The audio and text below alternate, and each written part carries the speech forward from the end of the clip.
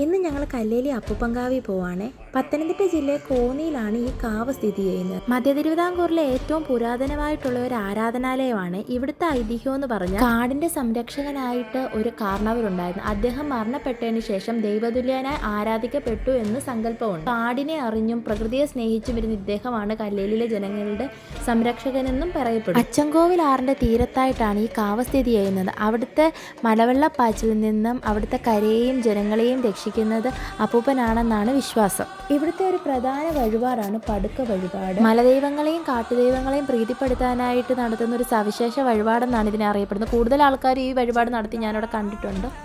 അതുപോലെ തന്നെയാണ് താൻപോരി എന്ന് പറയുന്നത്. ഇതെന്ന് പറഞ്ഞാൽ സാധാരണ അമ്പലത്തിലെ അപ്പനിവേദ്യം പോലെ തന്നെയാണ്, പക്ഷെ കാവിലെ തനതായ ശൈലിയിലാണ് അത് തയ്യാറാക്കുന്നത്. ഇവിടുത്തെ അപ്പൂപ്പന്റെ ഏറ്റവും പ്രിയപ്പെട്ടതാണ് വെറ്റിലയും പുകയിലയും കരിക്കും വെള്ളവും. ഇവിടെ എല്ലാ ദിവസവും കഞ്ഞി പ്രസാദമായിട്ട് കിട്ടും. രാവിലെ